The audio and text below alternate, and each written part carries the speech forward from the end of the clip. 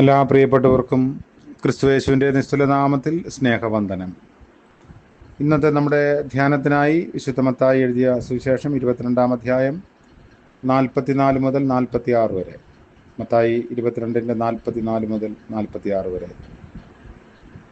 ഞാൻ നിന്റെ ശത്രുക്കളെ നിന്റെ പാദപീഠമാക്കുവോളം എൻ്റെ വലതുഭാഗത്തിരിക്ക എന്ന് കർത്താവ് എൻ്റെ കർത്താവിനോട് അരുളി ചെയ്തു എന്ന് അവൻ പറയുന്നുവല്ലോ. ദാവീദ് അവനെ കർത്താവ് എന്ന് പറയുന്നുവെങ്കിൽ അവൻ്റെ പുത്രനാകുന്നത് എങ്ങനെയെന്ന് ചോദിച്ചു. അവനോട് ഉത്തരം പറവാൻ ആർക്കും കഴിഞ്ഞില്ല. അന്നു മുതൽ ആരും അവനോട് ഒന്നും ചോദിപ്പാൻ തുനിഞ്ഞതുമില്ല. കർത്താവിൻ്റെ പരിശുദ്ധ നാമം വാഴ്ത്തപ്പെടട്ടെ.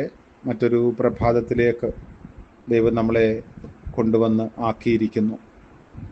മത്തായിയുടെ സുവിശേഷം 22-ാം അധ്യായത്തിൽ നമ്മൾ കണ്ടത് കർത്താവിനോട് നിരവധി തന്ത്രപരമായ ചോദ്യങ്ങൾ ഉന്നയിച്ച് പരീശന്മാരും സദൂക്യരും വാക്കിൽ കുടുക്കാൻ ന്യായപ്രമാണപ്രകാരവും റോമ നിയമപ്രകാരവുമൊക്കെ ശ്രമിച്ചുവെങ്കിലും കർത്താവ് അതിൽ നിന്നെല്ലാം വിദഗ്ധമായി അവരുടെ ഉത്തരം മുട്ടിച്ചു കളഞ്ഞത് വായിക്കുകയും തുടർന്ന് കർത്താവ് അവരോട് ഒരു ചോദ്യം തിരിച്ച് ചോദിക്കുകയും ചെയ്തതിൻ്റെ വിശകലനത്തിലാണ്.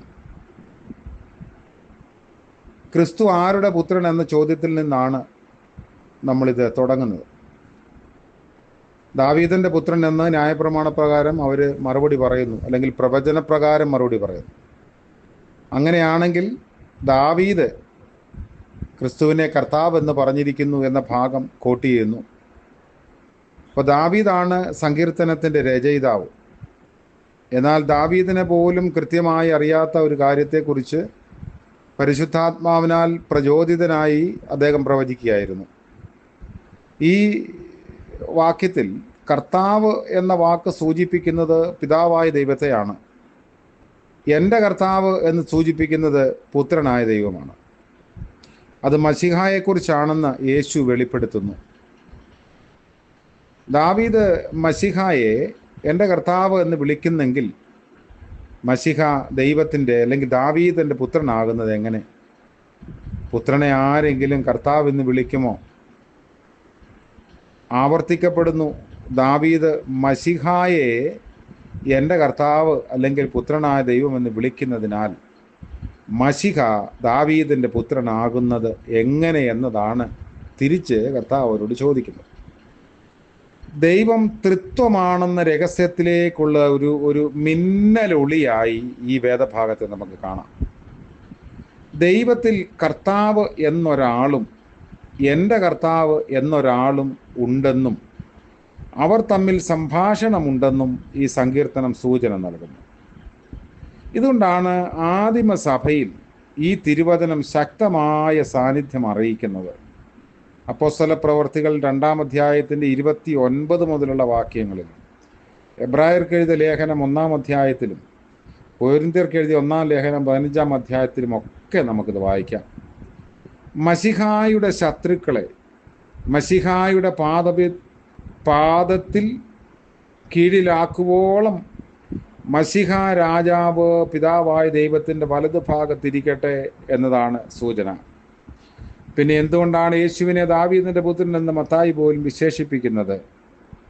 പരിശുദ്ധാത്മാവിൻ്റെ ശക്തിയാൽ കന്യകയിൽ നിന്ന് പിറന്നവൻ ദാവീദിൻ്റെ ഗോത്രത്തിൽ നിന്ന് ജനിച്ചു എന്നതാണ് പാരമ്പര്യം.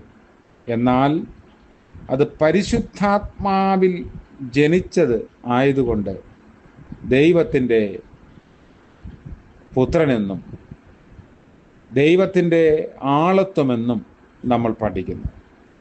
ദാവീദിൻ്റെ ഗോത്രത്തിലുള്ള ജോസഫ് യേശുവിനെ രജിസ്ട്രാറുടെ മുമ്പാകെ വെച്ച് ദത്തെടുത്തതിനാൽ നിയമപ്രകാരം യേശു ദാവീദിൻ്റെ പുത്രനാണ് എന്ന് സമർത്ഥിക്കാം. ഇവരെ പേര് ചാർത്താൻ പോകുമ്പോഴാണ് മറിയ പ്രസവിക്കുന്നത്. അങ്ങനെ ചാർത്തപ്പെടലിൽ ജോസഫിൻ്റെ മകനായി യേശുവിനെ ചേർക്കുന്നു.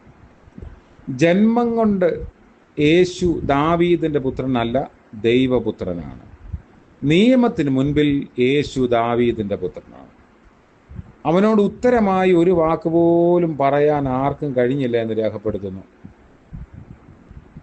ദൈവത്തിൻ്റെ രഹസ്യം ദൈവത്തിനല്ലാതെ മറ്റാർക്കും വെളിപ്പെടുത്താൻ കഴിയില്ല. ഒരു പ്രവാചകനും പൂർണ്ണമായി അതിന് കഴിയില്ല. ഒരു നിയമ പണ്ഡിതനും അതിന് കഴിയില്ല. എന്നാൽ ദൈവത്തിൻ്റെ വെളിപ്പാടുമായി വന്ന ക്രിസ്തുവിനെ സ്വീകരിക്കാനെങ്കിലും അവർക്ക് കഴിയേണ്ടതായിരുന്നു. അതിനുള്ള മനസ്സ് അവർ കാണിക്കണമായിരുന്നു.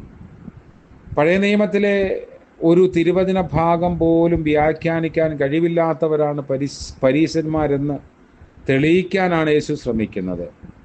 അവര് പ്രഗത്ഭരായ അധ്യാപകരല്ല. മശിഹായുടെ വ്യക്തിത്വം അവർക്ക് ഗ്രഹിക്കാൻ കഴിയുന്നില്ല. കാരണം മശിഹായെക്കുറിച്ചുള്ള വെളിപ്പാടുകളുള്ള വിശുദ്ധ ഗ്രന്ഥഭാഗം മനസ്സിലാക്കാത്ത അവർ മശിഹായെ സ്വീകരിക്കാതിരിക്കുന്നതിൽ വലിയ അത്ഭുതമൊന്നുമില്ല. അപ്പോൾ യേശുവിനെ നിയമപരമായി ആരുടെ പുത്രനെന്നും ന്യായപ്രമാണ പ്രകാരം അല്ലെങ്കിൽ ദൈവവചന പ്രകാരം ആരുടെ പുത്രനെന്നും എന്ന ചോദ്യത്തിലൂടെയാണ് പരീശന്മാരുടെ വാക്ക് മുട്ടിക്കുന്നത് കർത്താവ്. ഇവിടെ കാണുന്ന അവർ പിന്നീട് ഒരു ചോദ്യവും അവനോട് ചോദിക്കാൻ തുനിഞ്ഞില്ല. ദൈവത്തിൻ്റെ വ്യക്തിത്വത്തിൻ്റെ അല്ലെങ്കിൽ ആളത്വത്തിൻ്റെ രഹസ്യം മനുഷ്യർക്ക് മാനുഷിക ബുദ്ധിയാൽ അളക്കുന്നതിനോ അറിയുന്നതിനോ കഴിയില്ല. ദൈവത്തെ തൃത്വമായി അംഗീകരിച്ച് നമ്മളെ സൃഷ്ടിച്ചവൻ നമ്മുടെ പിതാവായ ദൈവമെന്നും നമ്മളെ രക്ഷിക്കാൻ ലോകത്തിൽ പിറന്ന പുത്രനെന്നും സദാകാലം നമ്മോട് ഇരിക്കുന്ന ദൈവത്തിൻ്റെ ആത്മാവ് പരിശുദ്ധാത്മാവെന്നും വിശ്വസിച്ച് നമ്മൾ ദൈവത്തെ ആരാധിക്കുകയും ത്രിയേക ദൈവത്തെ വിശ്വസിക്കുകയും ചെയ്യുന്നു. ആ ഒരു കൃപ നമുക്ക് ദൈവം തമ്പുരാൻ നൽകി. ദൈവിക വെളിപ്പാടുകളുടെ രഹസ്യം കർത്താവ് പ്രവാചകന്മാരിലൂടെയും അപ്പോസ്തലന്മാരിലൂടെയും ഒക്കെ നമുക്ക് നൽകിയിരിക്കുന്നതിൻ്റെ അറിവ് ലഭിക്കാവുന്നിടത്തോളം ലഭിക്കാൻ, സ്വീകരിക്കാൻ, ദൈവത്തെ സ്തുതിപ്പാനും മഹത്വപ്പെടുത്തുവാനും സഹായിക്കട്ടെ. പ്രാർത്ഥിക്കാം. കരുണ നിറഞ്ഞ ഞങ്ങളുടെ വാഴ്ത്തപ്പെട്ട കർത്താവേ, പുതിയ ദിനത്തിൻ്റെ പ്രഭാതത്തിനായി നന്ദി നിറഞ്ഞ ഹൃദയത്തോടെ ഞങ്ങൾ അങ്ങയെ സ്തുതിക്കുന്നു. അവിടുന്ന് ഞങ്ങൾക്ക് പിതാവായും ഞങ്ങൾക്ക് രക്ഷകനായും ഞങ്ങൾക്ക് സഹയാത്രികനായും കൂടെ ഉള്ളതുകൊണ്ട് സ്തോത്രം. എല്ലാ കാലത്തും എവിടെയും എപ്പോഴും അവിടുന്ന് ഞങ്ങളോട് കൂടെ ഉണ്ടല്ലോ. ഇമ്മാനുവേലായി അവിടുത്തെ സാന്നിധ്യം പകരുന്നുവല്ലോ. ഇന്നത്തെ പകൽക്കാലം ഞങ്ങളുടെ ജീവിതയാത്രയിൽ അവിടുത്തെ കൃപ നൽകണമേ. തിരുസാന്നിധ്യത്തിന് നിറവിൽ ജീവിപ്പാൻ ഞങ്ങളെ സഹായിക്കണമേ. ദൈവമാരെന്ന് ജീവിതാനുഭവത്തിലൂടെ വെളിപ്പെടുത്തുവാൻ പറയുവാനും ഞങ്ങളുടെ നാവുകളെ അവിടുന്ന് ശക്തീകരിക്കണമേ. യേശു മശിഹായുടെ നാമത്തിൽ പ്രാർത്ഥിക്കുന്നത് കൃപയോടെ കേൾക്കുമാറാകണമേ. ആമേൻ. ത്രിയേക ദൈവത്തിൻ്റെ അനുഗ്രഹവും കൃപയും നമ്മോട് നമ്മുടെ ആവശ്യങ്ങളോട് കൂടെ ഇപ്പോഴും എന്നേക്കും ഉണ്ടായിരിക്കുമാറാകട്ടെ. ആമേൻ.